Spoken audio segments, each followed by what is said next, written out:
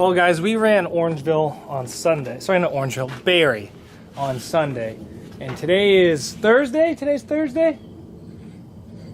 Yeah, today's Thursday. And my neck is just getting better now. And the reason for that is I used the Subaru up. I drove this thing like a damn idiot. I had a lot of fun. I had good traction. I got my tire conked over in the first less than 75 seconds of the Derby, but other than that, it was really good. I had a great time, a lot of fun. So let's go through this car and see what happened and why it bent and where it bent. So let's get going. So let's start about the front end. This strut got hit, and this strut got hit hard. And believe it or not, this actually happened within the first 75 seconds of it. She's conked over pretty good.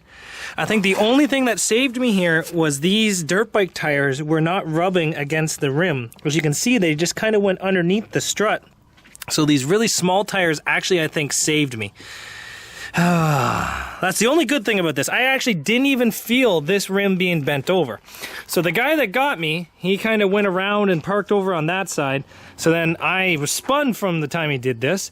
So I used my front end and hit him and broke his spindle. So like, eye for an eye, right? But then after that, I seen a bumper on the ground. So at the very beginning, I thought it was actually my front bumper on the ground. So I said to myself, I have no front bumper. Now we have to drive backwards the entire demolition derby. So guess what I did? I drove backwards the entire demolition derby right up until the final last two hits. And the back end of this Subaru, guys, oh my God. It turns out it was my bumper, but it was my rear bumper that fell off. So the frame rails have come up, over, and now they're just sitting there. So that's pretty damn good. But I think the next one of these I might run without a hatch, because this is the second time the whole hatch ends up inside the car. And I've actually taken some pieces away. But honestly, guys, like, that thing's pretty close to my head. And I don't like that. So the hits were so big and I was having so much fun that the roof rack got ripped off halfway throughout the derby. So that kind of sucked, but it was kind of like flopping around. I didn't really take any good door shots. I guess I was moving too quick for most people to catch me. But the back end of this thing went perfectly. Guys, this thing came and bent right up to the rear suspension. All the trailing arms are bent. Everything's bent, but it stopped. It stopped right at the sub, and everything's hitting this rear differential inside this. But none of the floor has started giving way. Unlike the Subaru Foresters that I run, the floor likes to buckle way up here, and this one here hasn't buckled at all. So this is kind of going a little bit better than I ever thought that one of these would go.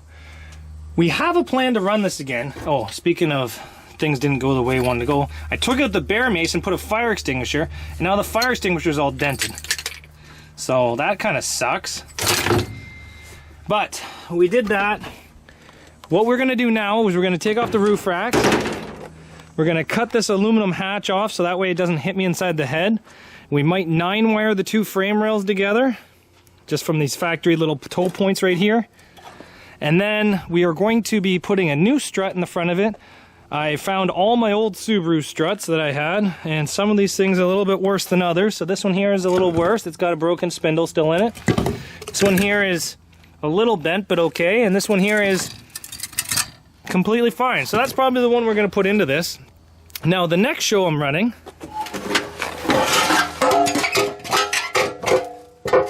finish for that to stop making noise, we are going to be able to change the bumper. So we're going to be able to get rid of this aluminum bumper and put an actual steel bumper on the front of this. So we are going to be taking off this front bumper and putting a steel one.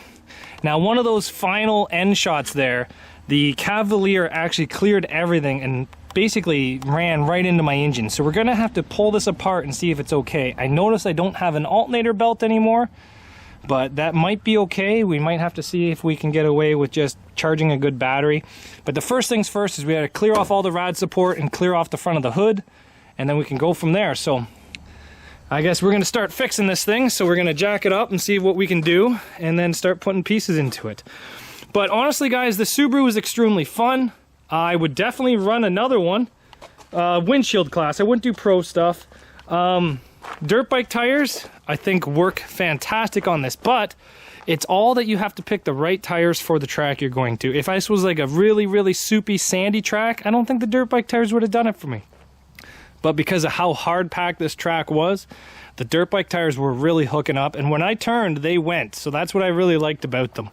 The next show I'm going to, I don't think allows dirt bike tires, so we'll have to find other tires for this car and go from there. But I think this thing did really good.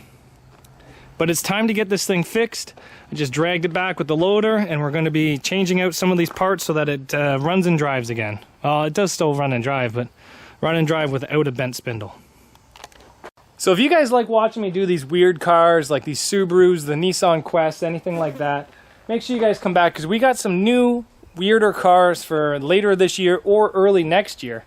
I've been buying a whole bunch of different weird cars. Some of them are not running and they're not really worth putting an engine into, but if you guys want to see one of the cars that I have that is kind of different, that I've always wanted to derby, or it'd be really cool to figure eight it. Can you guys tell me what this ugly car is? If you said Nissan Juke, congratulations, you know North America's most ugliest car. And we got one. Unfortunately, it has a timing belt issue. So, if I get one of these that's good, you guys will see it in the ring near you. And it would probably be in the figure eight ring, because 4-cylinder, turbo, front-wheel drive, that means fast figure eight car, does it not? Maybe a rollover competition, because it's so round, I don't know. So thanks, guys. See you back here later on Zach's Workshop.